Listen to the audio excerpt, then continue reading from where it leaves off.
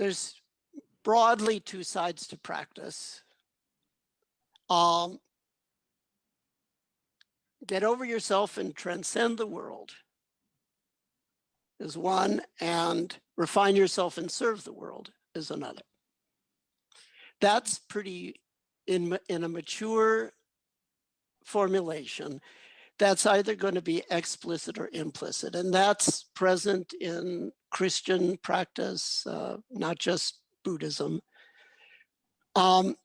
Okay, so from that perspective, the experience of get over yourself and transcend the world, in its mature form, in other words, we might call it the liberation aspect for a term, in its mature form, I suspect is the same thing across all traditions, across all humans.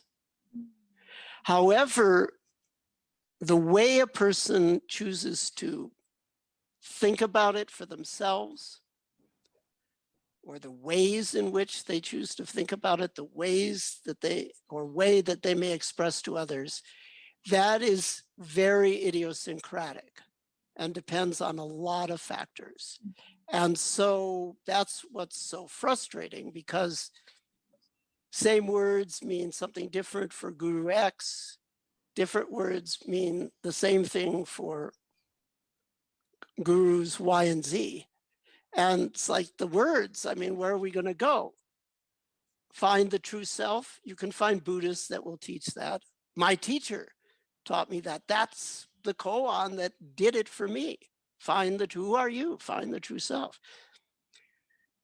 But when you, quote, answer that koan, you realize there truly never was a thing called a self. So there is no self. And Buddhists and Hindus fought over that in India. They debated those words. But then others said, we don't know whether to laugh or cry. How could you debate the words? It's like an elephant, blind, you're like blind men. That's where that metaphor comes from.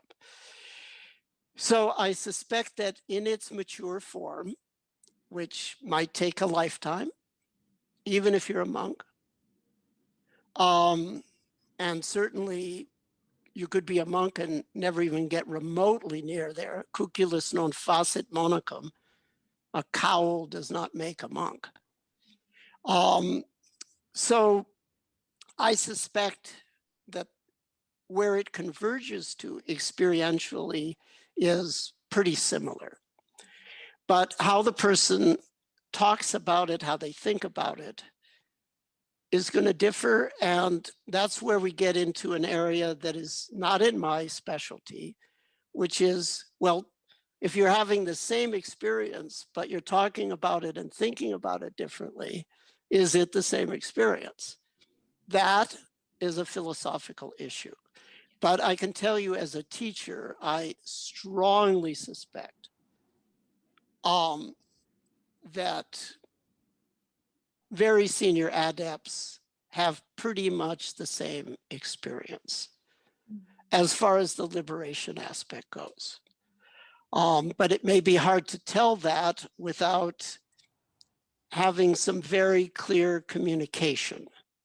People respecting each other's traditions, but also being uncensored in their interactions. And there's no clock or date. We're going to have this conversation until we're clear.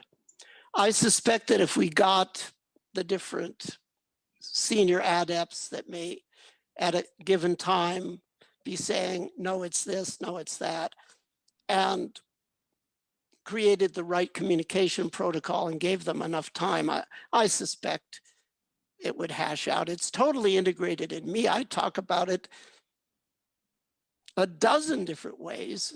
They're exactly the same for me.